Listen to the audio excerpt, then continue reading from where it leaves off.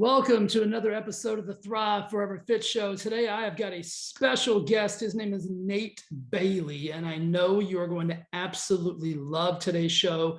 Nate is a United States Army veteran, an amazing guy, and today we're going to talk about how you create a winning mindset. Awesome show today, guys.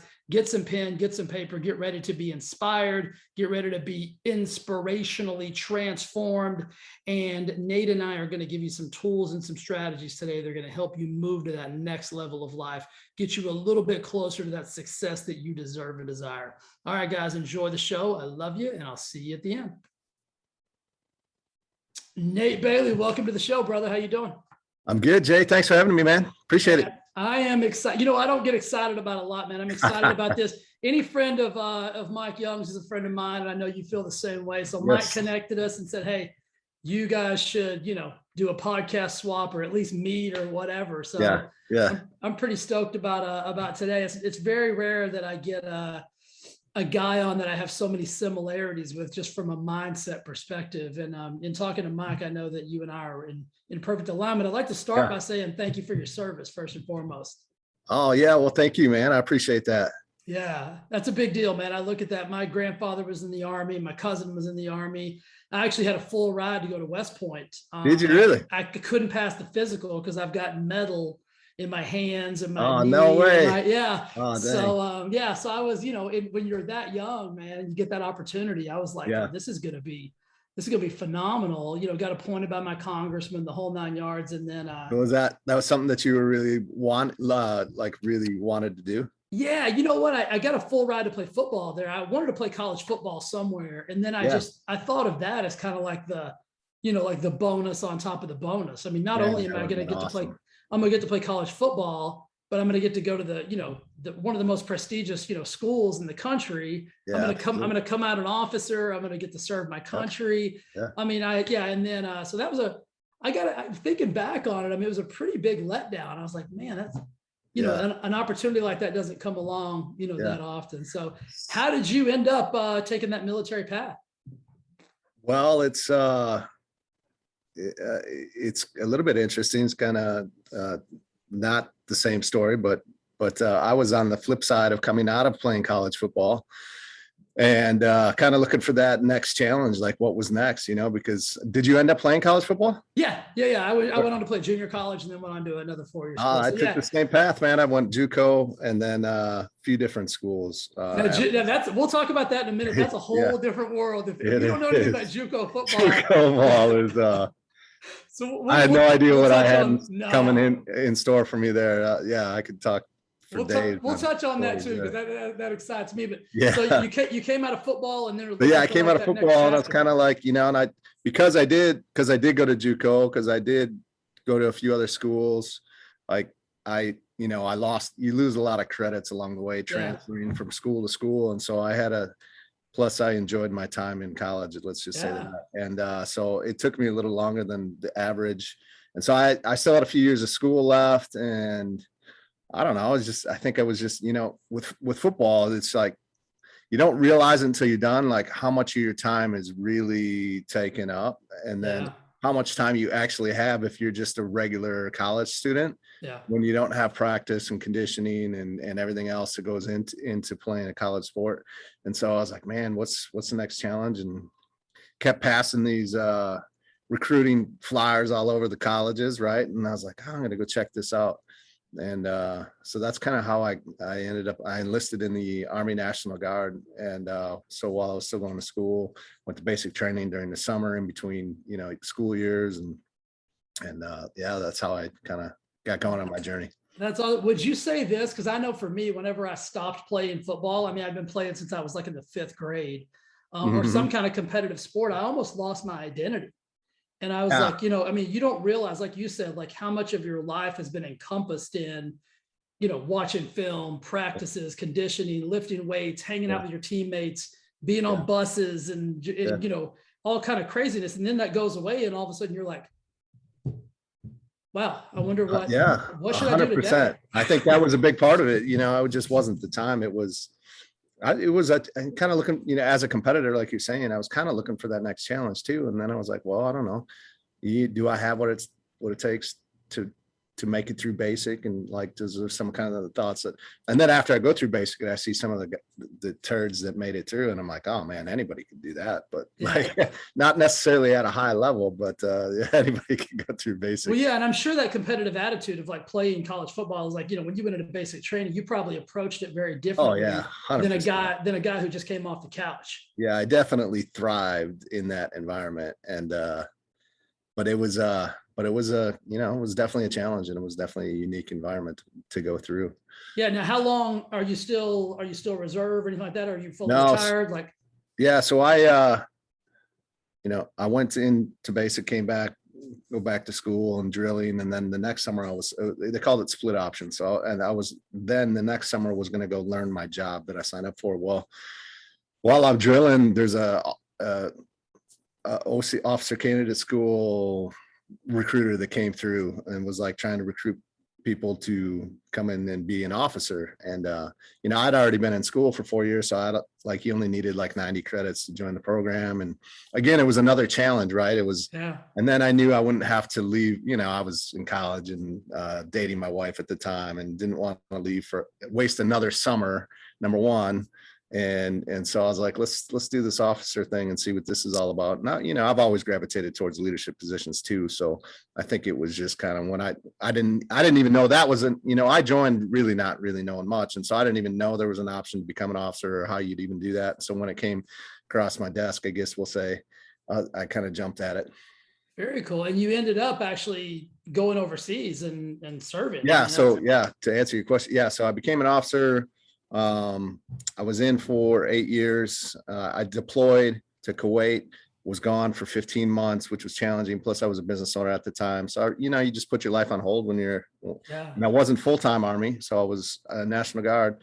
And so I really, if you're in the Army and you get deployed, it's just kind of part of life. That's what you do.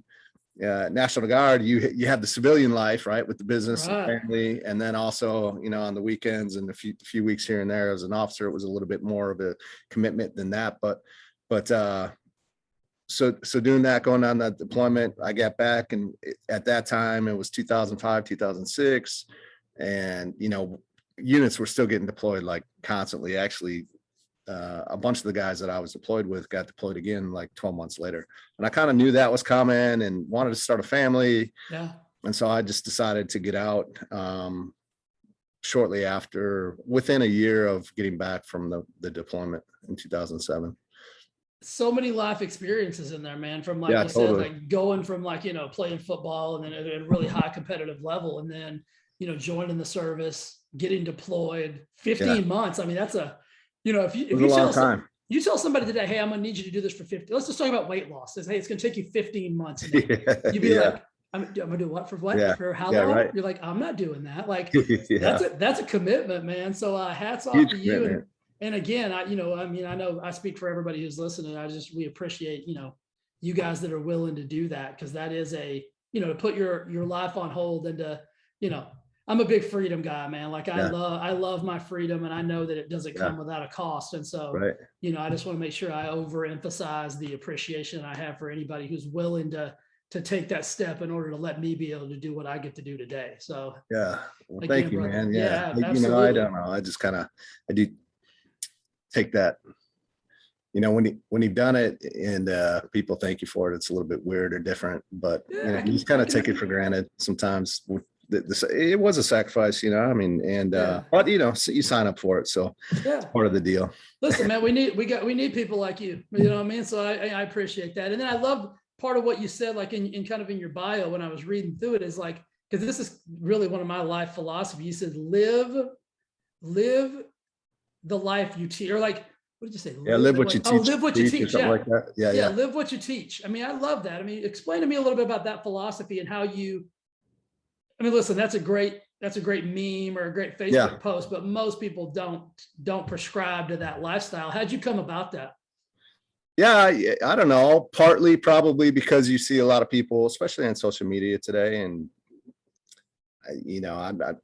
I don't, whether they do or they don't. So a lot of people don't live what they teach and preach, and they don't even realize it. Yeah. Some, just like to teach a strong message, and there's nothing wrong with that too. And then, don't realize maybe the weight behind, actually following through on your own advice sometimes. And so it's just important to me.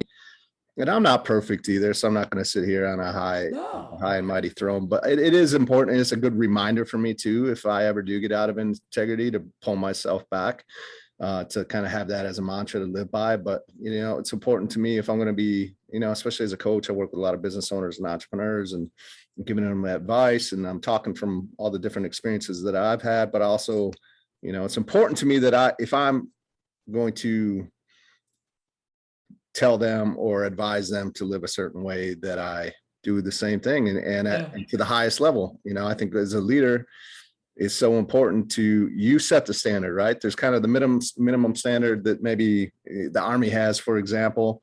And then I think, as an officer, it's always important that you set that bar a little bit higher, and people are watching you way more than the words you speak. They're watching the actions that you take, and those speak volumes. And so, it's a responsibility that you carry as a leader, but I think it's an important one to carry. I agree. That's what I loved it so much. And I agree with you 1,000%. As humans, I mean, we're the most imperfect creatures on the planet.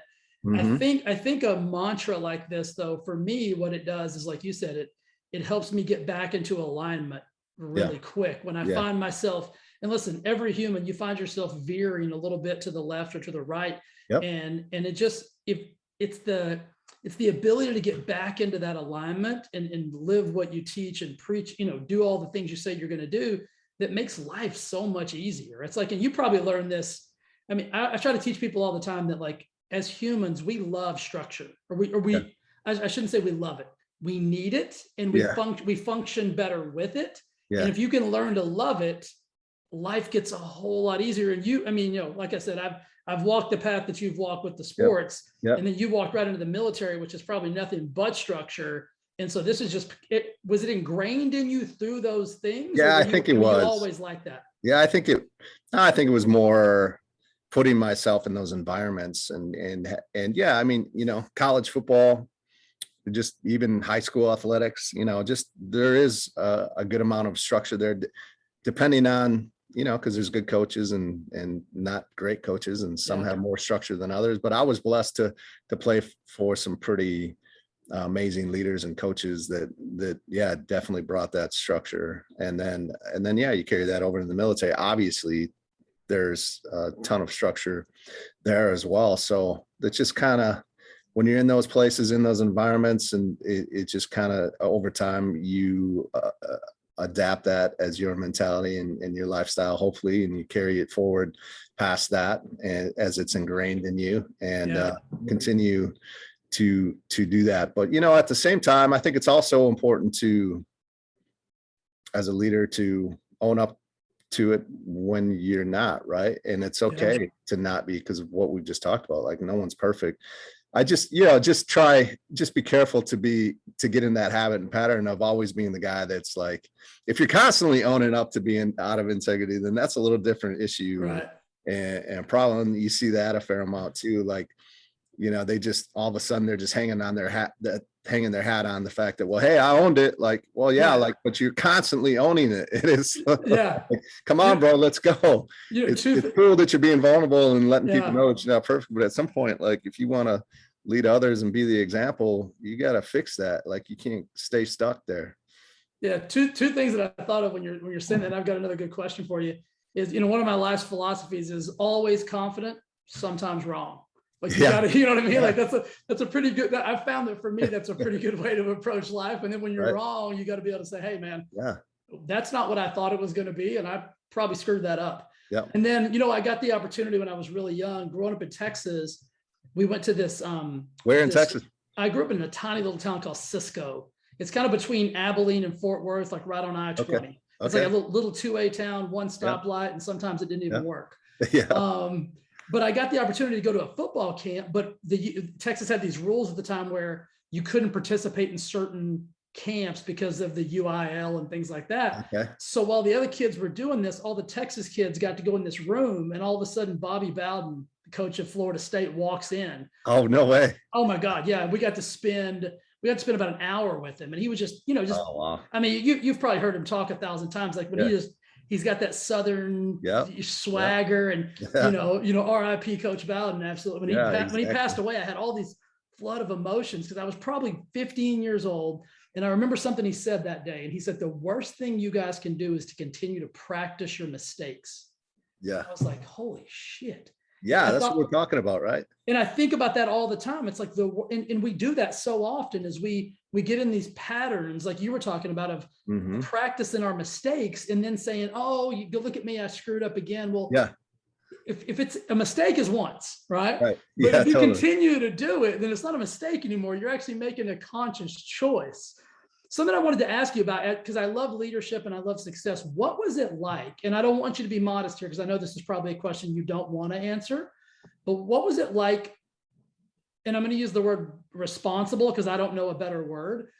But what was it like to be responsible as a platoon leader and as a lieutenant for all those younger, or maybe not younger, but maybe less tenured soldiers underneath you? And like, I mean, what's the weight of that? I mean, for me, as somebody who's never done it, I think about, oh my gosh, like that's like the ultimate level of being a coach. Like I'm not only responsible for them winning and losing, but for their lives. Yeah, the majority of them were younger. A lot of the private specialists, things like that, they were 18, 19, 20, not even 21. And then, maybe more. I was like 29 to 30 in Kuwait. So, I thought I had it figured out, and now I can look back and realize how much I didn't have it figured out at all. But it is a big responsibility. Going back to deployment, how the National Guard is structured is a lot of units don't have, like they might have, let's say 150 slots for 150 soldiers, and they might only have like 90 filled, right? So when these units get deployed, if they don't, they get deployed at full strength, which means they have to go fill those slots with soldiers from other units. So I was one of those that got attached to a unit that I didn't belong to. So the very first time I meet my platoon that I'm going to be responsible for, and I'm supposed to lead for 15 months, is the first day I showed up. So imagine that, like, man. Yeah. It's crazy enough when you get deployed and you just so many unknowns, right? And it's just, anytime you come into an experience like that, as big of a life experience as that is, there's a lot of unknowns, anxiety, fear, maybe, and anticipation of what the hell is going to happen. Yeah. And then to show up and to have to do it and lead it with 40 plus men that you've never met before, right? It's even crazier. And then to meet your command, like my company commander, my first sergeant, for the first time, and to get to know them. So yeah, it was crazy. And to know that, like, first impressions are huge, and I only get one shot at that. And to hope that I make a good at first impression that very first time that I get to stand in front of them, and just the journey through those 15 months, as I look back and feel that I did definitely the best that I could have, and felt that I really did make an impact. And, it was at the end of the deployment to have some, a number of them come up and say, hey, like, just how much they appreciated me and the job that I did. And that's what matters the most to me, right? It's that. Totally.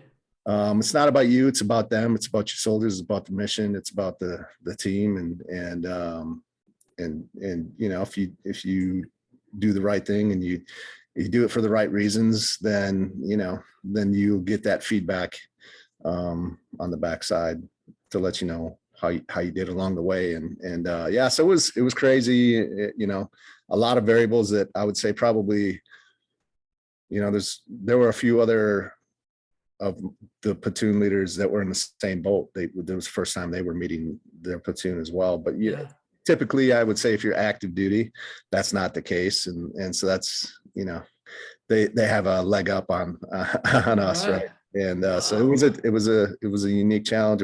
It is quite the responsibility that you bear, because ultimately you're responsible, right? It's, if something goes wrong, it's your fault, and you have to have that mentality and that mindset and that ownership. And some leaders want to place blame other places, or will justify, mistakes, so that it's, and not take that responsibility, not bear that ownership. And, I don't subscribe to that. Jocko Willink Yeah, wrote a book about extreme ownership, right? So that's what we're talking about, totally. and having that mindset. I love that. Let me ask you a question about influence. And I'm not talking about like, the new word influence of like the social media nonsense, but like real influence. Because I always think about like, if you want to impact somebody's life, you've got to be able to influence them in a really positive and powerful way. And so, a lot of people just ask the question, like, how do you influence people?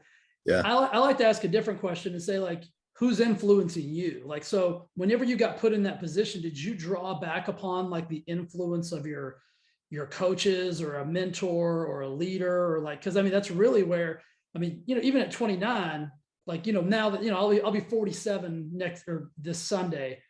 When I look back at the 29-year-old me, like I was a moron. Like, I mean, I'm Yeah. lucky. I'm lucky to be alive, and I was never deployed.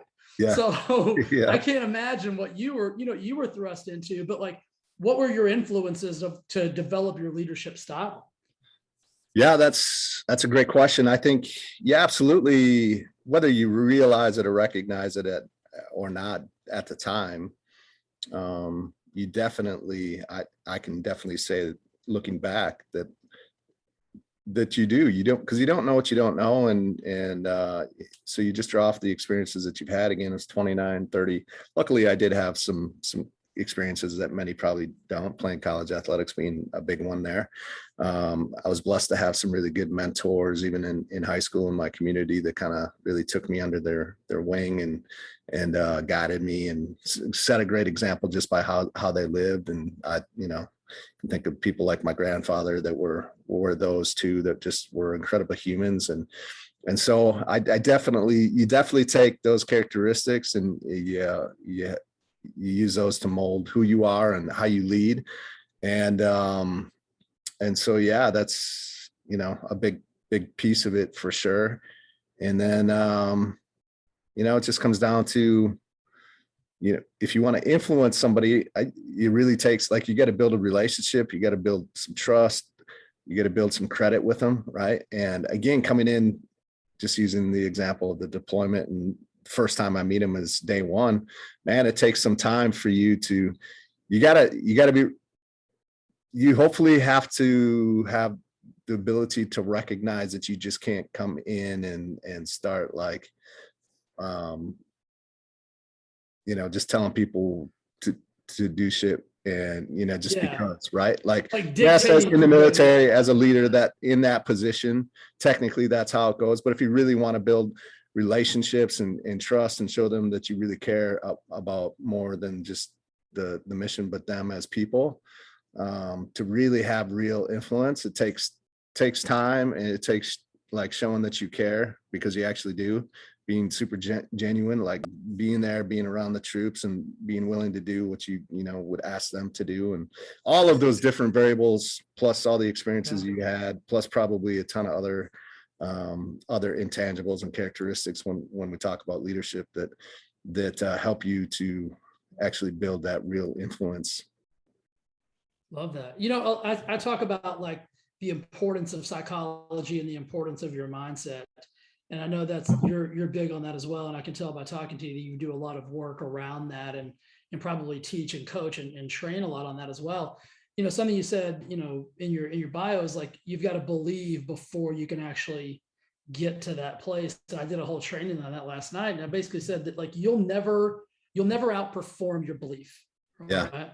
Yeah. So how do you think, how can people grow their belief system? Because in teaching and coaching and mentoring people, like a lot of people that come into probably both of our worlds, their self-belief is minuscule at best, and they just don't have a powerful self-fortitude. Like, how do you talk to people about that to get them to see that they can be, do, and have more? Yeah, man, that's the $1 million question, right? Because so many people they're just defeated before they even get going, and don't get going because of it, because they don't have that belief. And I think a big part of it comes down to clarity on really what they want. because if you really want something bad enough, even though you might not believe it right now, like, you know, if you really, if there's really a strong desire there, I think you can work through that. But it's tough. It's difficult surrounding yourself with the right people, surrounding yourself with coaches. You know, Tom Brady's to this day, like, if anyone doesn't need a coach, it's probably him, but yet he's still surrounds himself with incredible people to help continue to get better at his age and at his experience level. You know, I work with clients all the time. Yeah, it's everything. It's really is everything, that belief or unbelief in themselves, that, man, it just, like I said, it keeps them from getting anywhere before they even get started. And you know, it's putting yourself in some difficult situations, I think, like, to build it, right, to get a little bit uncomfortable from time to time. And you know, support system. There's so many different factors, again, that are so crucial, but you got to get going. You got to take the first step. I think a big part of that is really, as much as possible, staying present in this present moment, right? Because a lot of times it's either been ingrained in them from a very young age that they can't do it, or they're not worthy, or that you know, they're not enough. And so they carry that with, a lot of us carry those things with us forever. You know, or we experience people that, you know, it's like, money's a good one, right? I've been talking finance with some people, and our parents sometimes, bless their hearts, they don't, not even meaning to do it, because of where they might have been, they impose their situation and their beliefs on you around money, and then you hold on to those so tightly that's no matter what success you have, you can, you know, it's kind of like the big leap, right? The upper limits that people have, and they don't even realize it. And so they do get some money, and they get rid of it as fast as they can, because they don't know what to do, right? Because they don't have the belief in themselves that they should have that money. And so it's so powerful, and it's so hard to get through, and it takes work and constant work. So again, what I say is, like, stay present, because the more we could just stay right here and right now and just do what's in front of us, the less daunting it is, the things that have happened in our past, or when we start to think about how much time we have to get there, how much work it would require. You know, all of those factors keep people from doing anything. But if you could stay focused just right on what you can control right now, like, you take those little steps and you do that every day, like, over time, you're going to look back and be like, holy shit, like, hey, I actually like, I did it, or I look at how far I've come. But yeah, I mean, I think you could talk about that topic forever, right? Yeah. For me, I think it has a lot to do with, like, you're talking about, like, programming. Like, you've kind of been programmed to think a certain way, to believe a certain thing, and it's kind of how you develop this, like, upper limiting or a default setting. And it's like, it's like the analogy of someone in the lottery, and then in a year they're back to the same level of brokenness that they were before they won the lottery, worse. If not worse, because the feeling, even though it should be on paper, it looks amazing. Like, hey, you went from bankruptcy to billionaire. That's extreme, right? Yeah. But you're so uncomfortable being a billionaire that you'd rather go back to that comfortable feeling of bankruptcy. Those are two extreme analogies, I know, but it makes the grandiose picture. And that's what people fall to with everything in their lives. Let me ask you this question, because I feel like people do this a lot as well. I think people under index what they really want out of life because of those things, like parental programming, societal programming, meaning, like, I find that most people, like, if I say, hey, what do you really, I said, Nick, what do you really want? And you're like, hey man, I want to grow a multi-million-dollar business. I want to do blah, blah, blah. You might say, hey, I just want to have enough money where I can, go on a vacation. Like, that's not, I mean, who the hell doesn't want that? But that's not really what you want. Why do you think people default to that? Is it fear of judgment? Is it fear of failure? What is it? Yeah, I think it's a lot of those things. I mean, like you said, the programming, or like being, term, I'll say, like, trained, taught, and educated, right, from a very young age. I mean, if you've grown up in severe poverty, and you really don't have a pot to piss in, like people will say, and then you just like, man, if I could just have enough to, like, take a vacation, because vacation wasn't even a word in your household, right? Then, for that person, that might be like winning the Super Bowl. It's like, that's amazing. But, you also look at it like, some people take that extreme poverty level that they grew up in, and they're like, they make the decision that I'm absolutely that is not how I'm going to live. Right. And Yeah.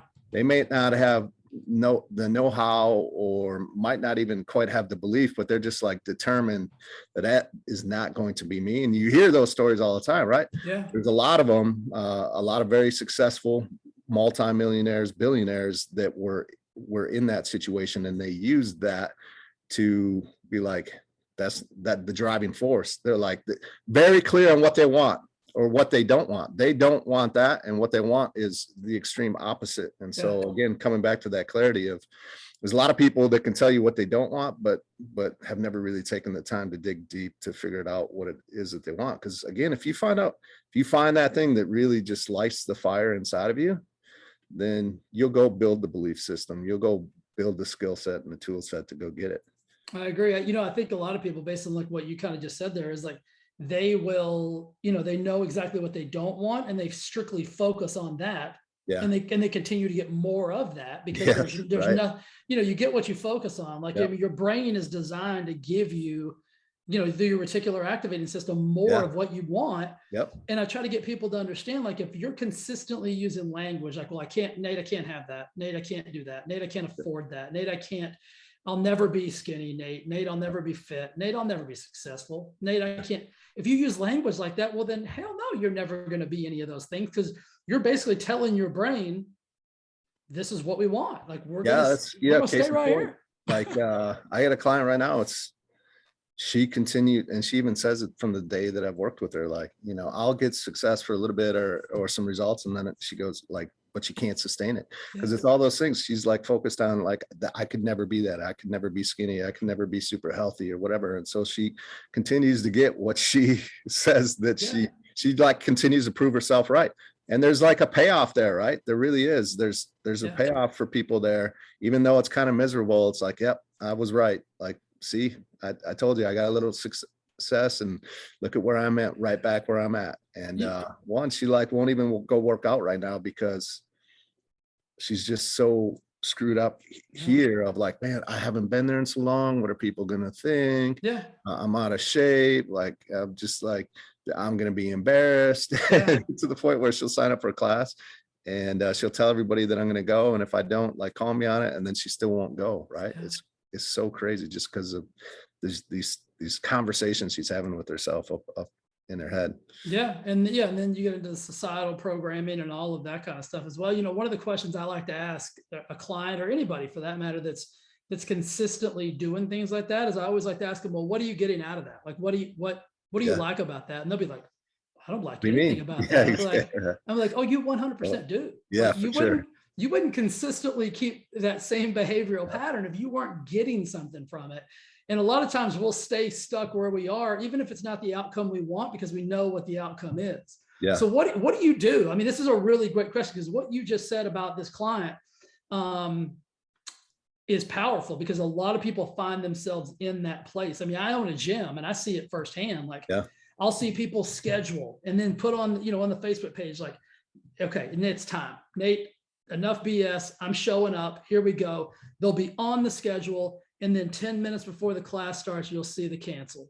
And it happens so often. So one tip, like, what's one thing you're saying to her right now that's hopefully going to work? Well, we've been having conversations, and, today it's actually funny.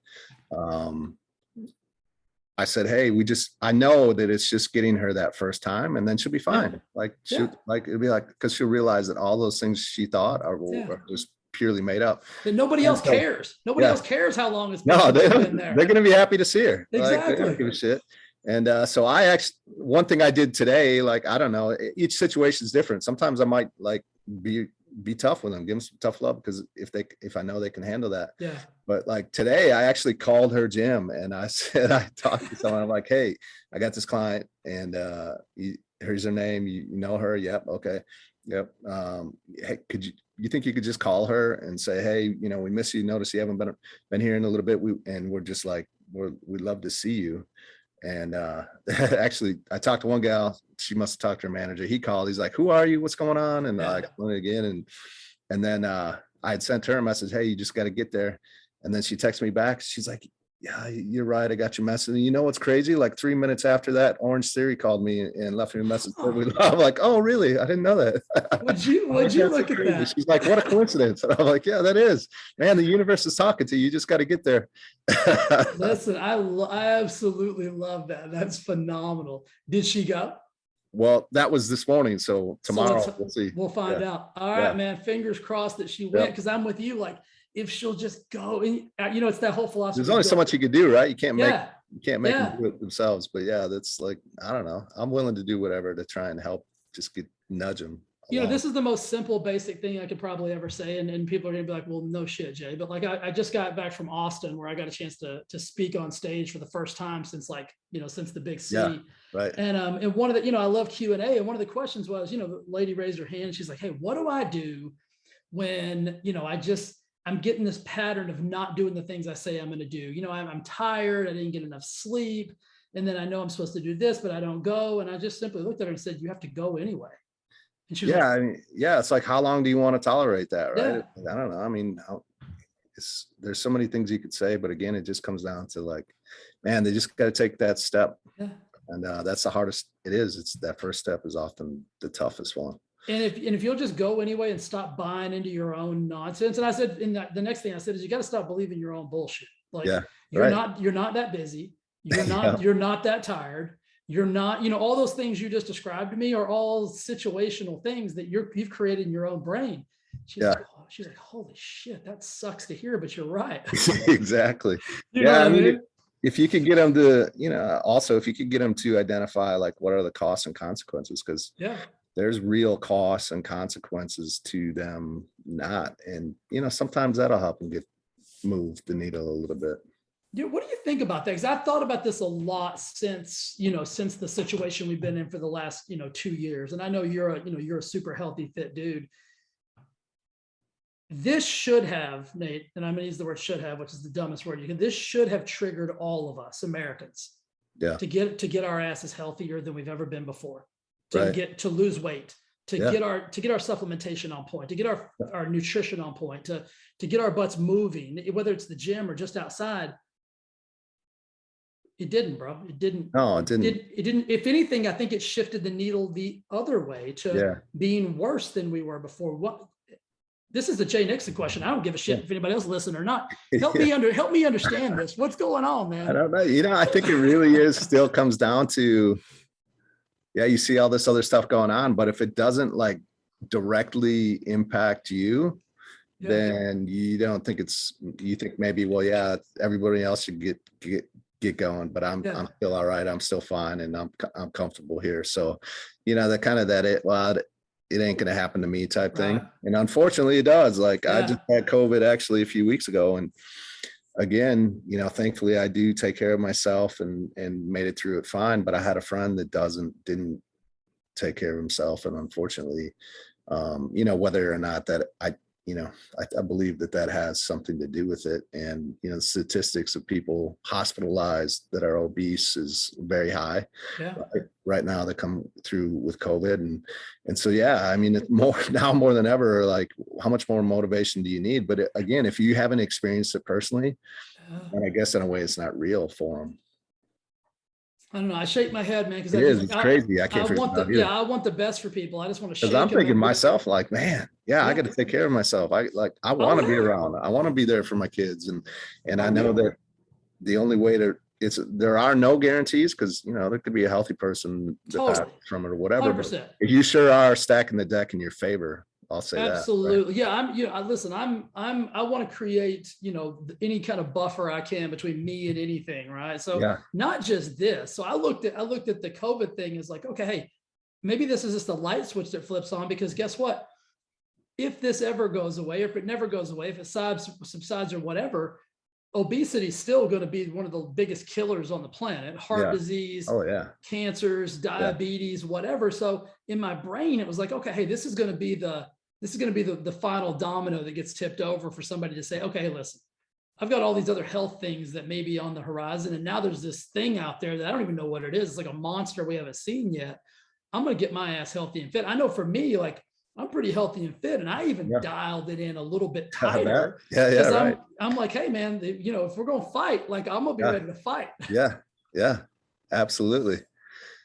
Yeah, What I do don't you, know. I mean, that's I don't know if we'll ever have an answer to that question. That's a good one though. It and is. it's and it's psychological. It's Yeah, it is. 100% psychological. And you know, something I love how you talk about like creating a winning mindset. Like, is that something do you have a formula for yourself? Like on like you have like a, hey, these are 3 things I do to make sure that, because I'm like you, like I like to live what I teach, and I'm teaching Mhm. people consistently about, you know, the fortification and the evolvement of like your psychology. And the stronger that becomes, the better chances you have to make more money, make more friends, have a better fitness lifestyle, everything. Life just gets better.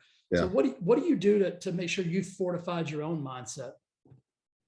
Yeah, one way I think is probably I I kind of created or came up with this thing I call the integrity bank. So, um, we all have a financial bank where we put our money in, and if there's no money there, you can't make a withdrawal. And Nope. if you try to write a check when you don't have money there, it bounces and you get fees and all this.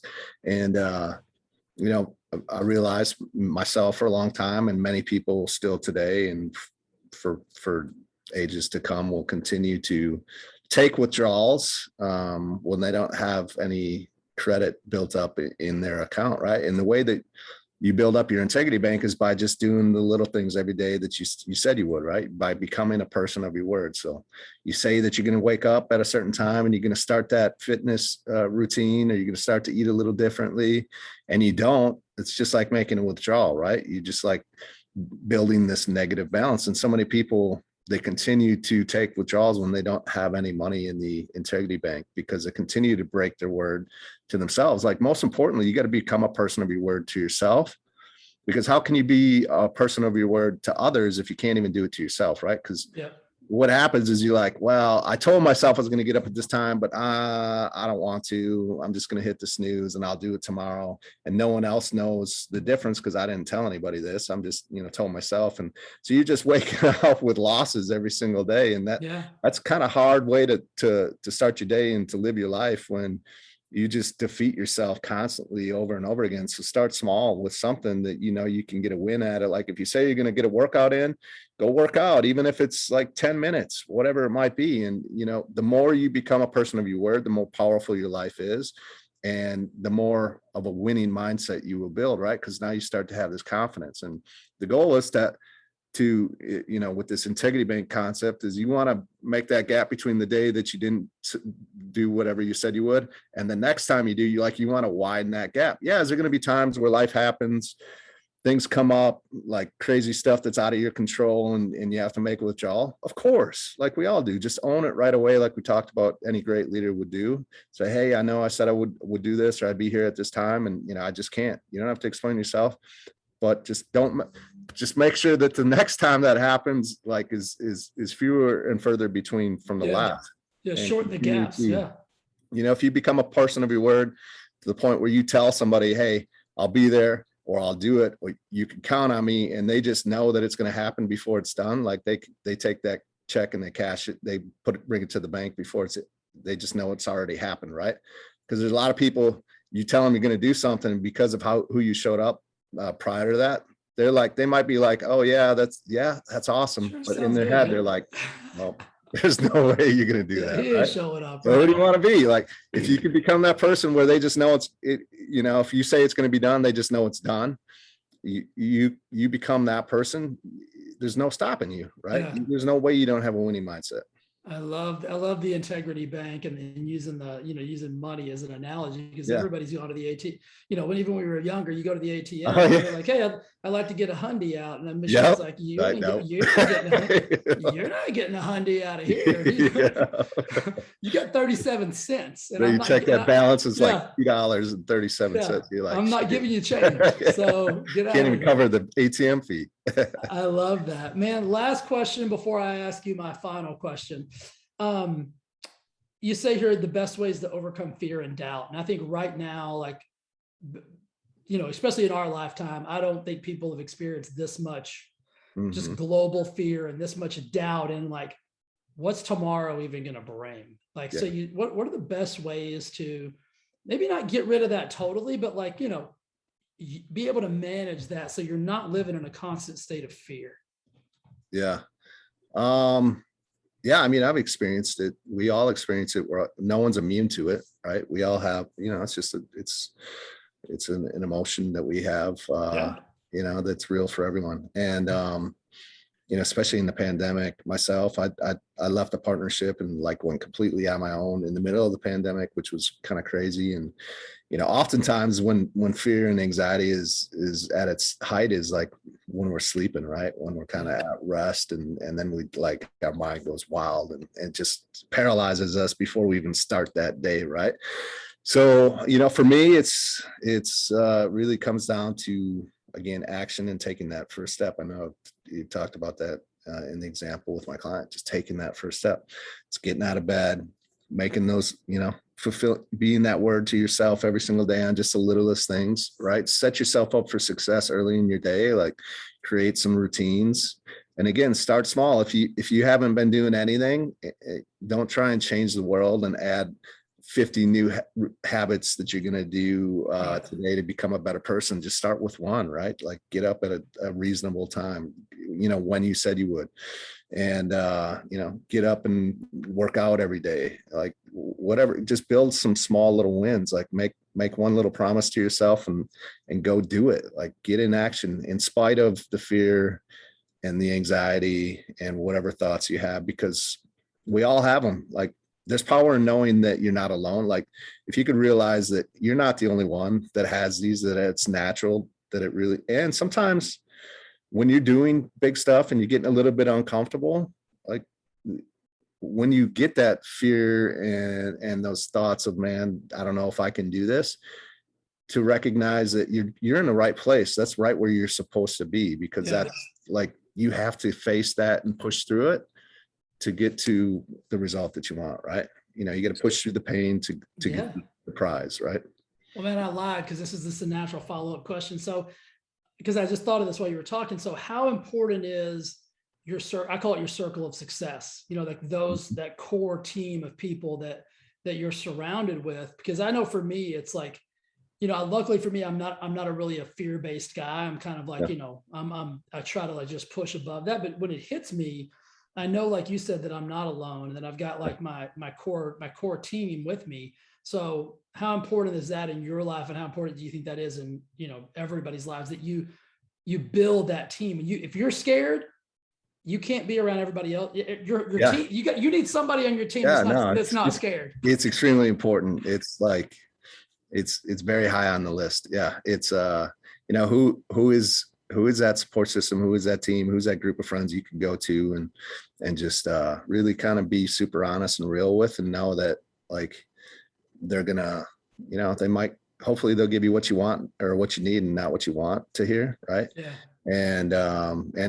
And they're very, very likely going through some similar things, and they can talk you through how they're dealing with it. And sometimes just to offload and share, like if you have that group of people that you can feel safe with and not feel a ton of judgment, and you can just be real, super real with, right? Oftentimes that's all that you need. You don't really need any feedback or solutions. It's just like letting it out and letting it go. And then maybe hearing that, hey man, I feel you, bro. I'm right there with you. And you're like, all right, yeah, that's right. So, we know that staying stuck where we are, not doing anything ain't going to help it. That the only thing we can do is move forward and get into action. Again, when you get into action, you don't have time to think about all that stuff, right? So it just like alleviates a lot. Yeah, the action creates the positive momentum you're actually searching for and trying to create. You just can't create it unless you start moving. All right, last question. This is more of a fun question for me, but you guys keep listening because I promise you'll be entertained. I'm going to tell you quickly that I was thinking about, junior college football because we started talking about that. So I want to end with that. I'm going to tell you the fun, like I have a ton of crazy memories, but one of the stories that always pops into my mind about, high school football is fun and it's but it's different. Like when you start playing at that next level, and I don't think a lot of people understand, like a lot of the guys that go to JUCO, it's not because they're not good football players. No, it's some of the greatest football players. Yeah, I mean, I played with several guys that went to the league that were unbelievable. Yeah. But I remember one day in practice, I watched one of the coaches get in a fist fight with one of the players. And Sounds like some JUCO ball. I'm not talking about like, a little pushing and shoving match. I'm talking about helmet ripped off, going to blows, both of them on the ground. But here's the craziest thing. I mean, this was back in like 1990, I don't know, 94, 93, 94, when a coach could really like coach your ass. I mean,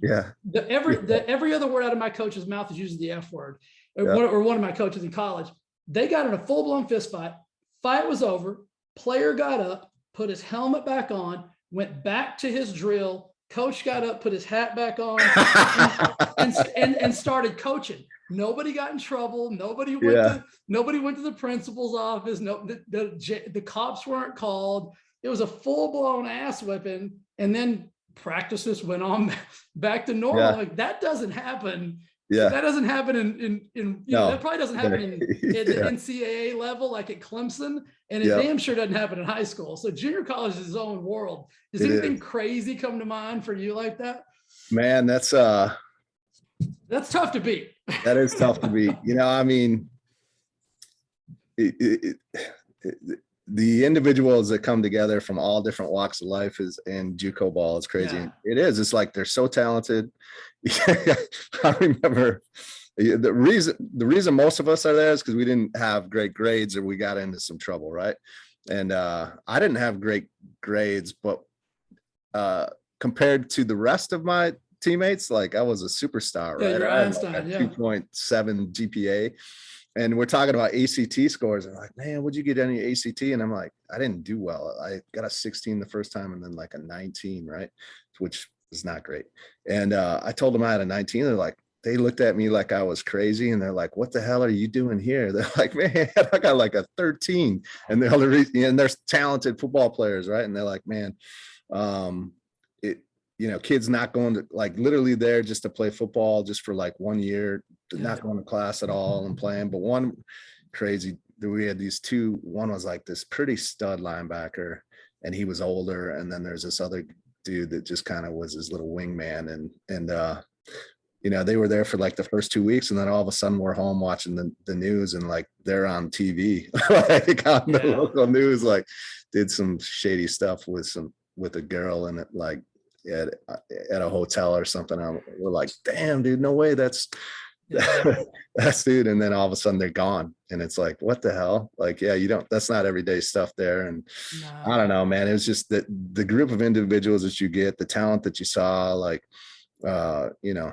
it's just it's a different world. And there's much, and then you someone like me that like wishes they had the talent that some of these kids had, that never do. They just like I say, they're there for like one semester and then they're gone because they couldn't get themselves to go to class. And I'm like, man, if I had your talent, like the sky's the limit. So I think it actually made me better because I remember, I mean, we're talking like kids coming from all over Texas, right? And these are high school champions, like in football, state champion sprinters. And I was a running back at the time. And I remember thinking like, every single one of the guys on the depth chart is better than me. Like they're faster than me. They're taller than me. They're more athletic than I am.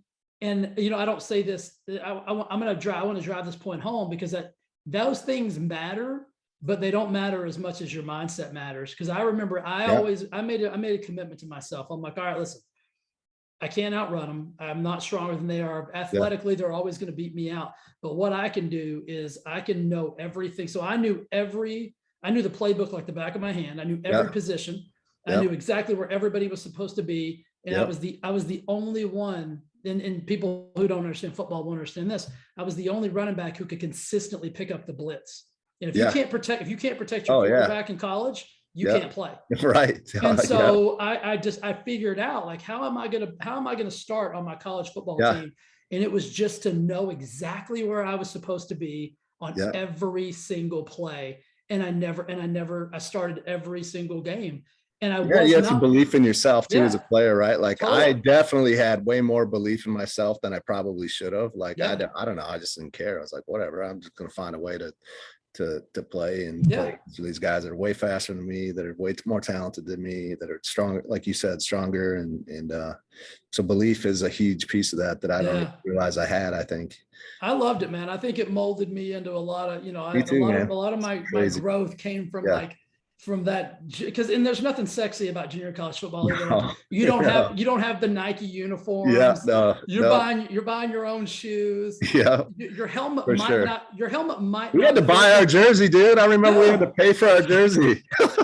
Your helmet might not fit perfectly the first day of practice. I remember the first day of practice, my helmet didn't fit. And I was a running back, so my helmet kept coming down and hitting me on top of the nose. I had a full-blown nosebleed. I went over to the trainer. I'm like, hey, man, like, I can't play all year like this. He's like, well, that helmet doesn't fit. I'm like, no shit, you gave it to me. We should have figured that out yesterday. Yeah. So it's like, it was a whole different world, man. So if you've gone through that life, I mean, with your brother's forever. Yeah, for Nate, sure. You're a rock star, bro. I appreciate you taking your time today to give a little inspiration and motivation. And I know some people are going to get some extreme value out of that, man. And I just want to say thank you again for spending time with me. Yeah, I appreciate it. It's been a blast, man. All right, dude. All right, guys. Thanks for listening to the Thrive Forever Fit Show. I'll be back next week with another episode. We'll see you soon. Bye.